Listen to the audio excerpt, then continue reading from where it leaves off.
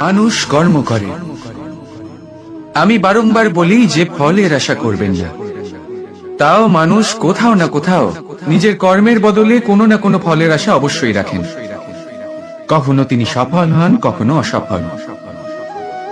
সেই জন্যই আমি বলি যে ফলের আশা কখনো রাখবেন না, কারণ সাফল্য বা অসফলতা মনের মধ্যে রাখলে কখনো কোনো লাভ হয় না। যদি সাফল্য মনের মধ্যে রাখেন তাহলে অহংকার জন্ম নেবে। যদি অসফলতা মনের মধ্যে রাখেন তাহলে এক হীনমন্যতায় আপনি ভুগবেন, যা দিয়ে কোনো শুভ কর্ম হবে না। সেই জন্য শুধুই কর্ম করে যান, কর্মেই মগ্ন থাকুন। আর আসুন আমার সাথে ভালোবেসে বলুন, রাধা রাধা। জীবনের এই পথে এগোতে এগোতে আমরা কোথাও থেমে যাই। আমরা জানি না কেন।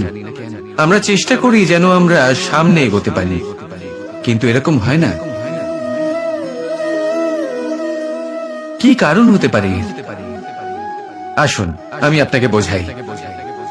মনে করুন আপনি কোনো রাস্তায় হাঁটছেন, আপনার পা মুচকে গেল, আপনি পায়ে আঘাত পেলেন। এখন এই আঘাত যদি আপনাকে পথ চলতে বাধা দেয়, তখন আপনি থেমে যান। যদি আপনার ভাবনা চিন্তা ক্ষুদ্র হয়, তাহলে আপনি জীবনে কখনোই এগোতে পারবেন না। ভেঙে যাওয়া কলম দিয়ে আপনি কখনো চিঠি লিখতে পারবেন না। ঠিক সেইভাবেই যদি আপনার মনে অন্যের জন্য হিংসা থাকে, তাহলে আপনি আপনার নিজের ভাগ্য লিখতেই পারবেন না। কাজের প্রতি আলস্য আপনাকে কখনো ধনী হতে দেবেই না। আর ধনের প্রতি লোভ তা আপনাকে কখনো মহান হতে দেবে না।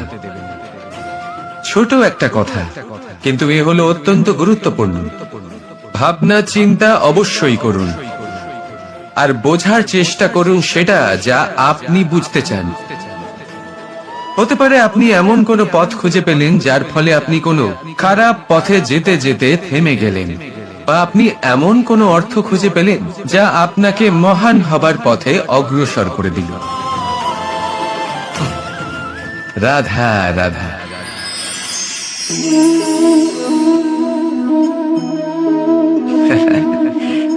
আপনি হয়তো ভাবছেন আমি কি করছিটা কি। আজ আমি ভাবলাম যে রান্না করতে একটু সাহায্যই করে দিই, তাই চাল বেছে দিচ্ছিলাম। ভেবেছিলাম এই কাজটা অত্যন্ত কঠিন হবে। না, সহস্র ভালো চালের মধ্যে থেকে দুটো কাকুর বাছা শুধুমাত্র অভ্যেসের ব্যাপার। বাস্তবে কঠিন কাজ আর শিল্পকলা সেটাই যেখানে কয়েক হাজার কাকরের মধ্যে থেকে একটা রত্ন বের করতে হয়। এবারে সারমর্ম কি হতে পারে? সারমর্ম হলো এটাই, বড় তিনি হন না যিনি মানুষের মধ্যে খামতি বের করেন। মাহাত্ম্য তাতেই, শ্রেষ্ঠত্ব তাতেই, যা অন্যের ভিতরে থাকা ভালো গুণগুলি বের করে তার সম্মুখে, এই সংসারের সম্মুখে প্রস্তুত করতে পারেন। আসুন আমার সাথে ভালোবেসে বলুন, রাধা রাধা।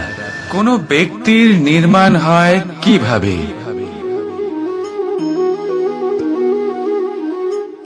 কেউ বলবেন পঞ্চতত্ত্বের দ্বারা, কেউ বলবেন আত্মা, দেহ ও চেতনার দ্বারা, কেউ বলবেন ঈশ্বরের কৃপার দ্বারা, তো কেউ বলবেন এই প্রকৃতির পরীক্ষার দ্বারা।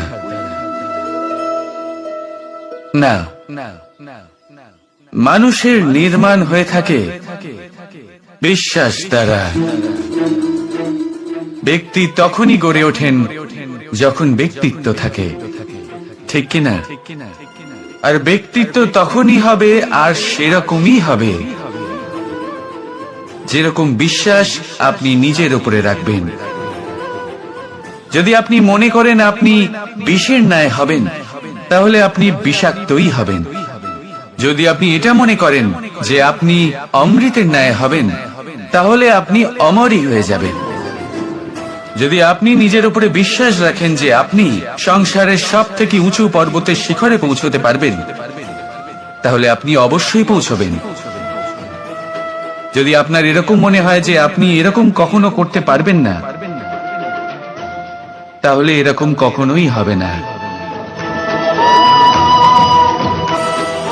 ভেবে দেখবেন, বিশ্বাসের মধ্যেই বিশ্ব বাস করে থাকে, তো আপনার অস্তিত্ব কেন করবে না?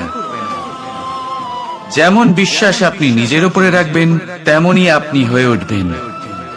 সেই জন্য নিজের উপরে বিশ্বাস রাখুন, আর হ্যাঁ, ভালোবেসে বলুন রাধা রাধা। এই সম্পর্ক হলো গুরু এবং শিষ্যের। গুরু হলেন ধনুকের সেই প্রত্যঞ্চার মতো, যিনি নিজেকে পেছনে রেখে শিষ্যকে তার গন্তব্যের দিকে এগিয়ে দেন, তাকে নিজের লক্ষ্য ভেদ করতে দেন, আর সর্বদাই কঠোর হয়ে থাকেন যাতে শিষ্য কখনোই নিজের লক্ষ্যচ্যুত না হয়। ধন্য হলেন এমন গুরু যারা শিষ্যকে নিজের গন্তব্যে পৌঁছেও দেন এবং তার সব কৃতিত্ব তাকেই দেন, নিজের শিষ্যকে, নিজের বাণকে। তাহলে আপনারা চিরকাল এরকম গুরুকে মনে রাখবেন, সর্বদা তাদের সম্মান করবেন, সর্বদা তাদের ভালোবাসবেন, কখনো জীবনে পিছিয়ে পড়বেন না আপনি। আসুন আমার সাথে ভালোবেসে বলুন রাধা রাধা। আপনি কি কখনো কোনো উঁচু পর্বতের শিখরে পৌঁছতে পেরেছেন? যদি পৌঁছে থাকেন বা যদি আপনি কোনো উঁচু পর্বতের শিখরে যান, তাহলে ভালো করে দেখবেন, আপনি যত উঁচুতে অগ্রসর হতে থাকবেন, আস্তে আস্তে সমস্ত বনস্পতি বিলুপ্ত হতে থাকে, তারপরে সমস্ত গাছপালা, পশু পাখি সব বিলুপ্ত হতে থাকে। শেষ পর্যন্ত সেই শিখরে থেকে যায় শুধুমাত্র শান্তি, নীরবতা। আমাদের মানুষের সাথেও এটাই হয়। মানুষ যখন আত্মবিকাশের পথে অগ্রসর হতে থাকে এবং নিজের জীবনের শিখরে পৌঁছতে চায়, তখন তার একা থাকা অত্যন্ত প্রয়োজনীয় হয়, আর তাকে তখন ত্যাগ করতে হয় নিজের সুখ স্বাচ্ছন্দ্য, নিজের সম্পত্তি, নিজের সমৃদ্ধি, নিজের সৌন্দর্য। দেখুন, জীবনের শিখরে পৌঁছানো একেবারেই সহজ কাজ নয়। এ হলো অত্যন্ত দুর্গম এক পথ, কিন্তু যদি আপনি সেখানে পৌঁছতে চান, তাহলে আপনাকে ত্যাগের প্রবৃত্তি জাগিয়ে তুলতে হবে। ত্যাগ কি সেটা জানতে হবে, কারণ ত্যাগের ফলেই মনে শান্তি আসে, আর সেই শান্তির ফলে মনে উৎপন্ন হয় প্রেম, আর এই প্রেমই হলো জীবনের অন্তিম লক্ষ্য। তাহলে আসুন আমার সাথে ভালোবেসে বলুন রাধা রাধা। মানুষ নিজের জীবনে ঈশ্বরকে খুব মান্য করে, ওনার জন্য কি না করে, ভিন্ন ভিন্ন নামে তাকে স্মরণ করে, তাকে পুজো করে, তার আরাধনা করে। সে জানে যে ঈশ্বর তাকে শক্তি অবশ্যই দেবেন, তাকে সাহায্য অবশ্যই করবেন। কিন্তু যখন প্রশ্ন আসে গুরু এবং ঈশ্বরের, তখন গুরুর মান কখনো কম হওয়া উচিত নয়, কারণ সত্যি বলতে কি গুরুই হলেন সেই সিঁড়ি যা বেয়ে আপনি ঈশ্বরের কাছে পৌঁছানোর পথ খুঁজে পাবেন। সেই পথ আপনি গুরুর থেকেই পাবেন।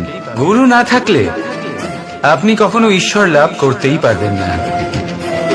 আর জীবনে অনেক সময় লক্ষ্যের থেকেও অনেক বেশি গুরুত্বপূর্ণ হলো পথ।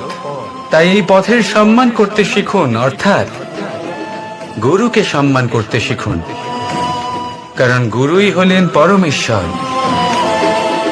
তাহলে আসুন আর আমার সাথে ভালোবেসে বলুন রাধা রাধা।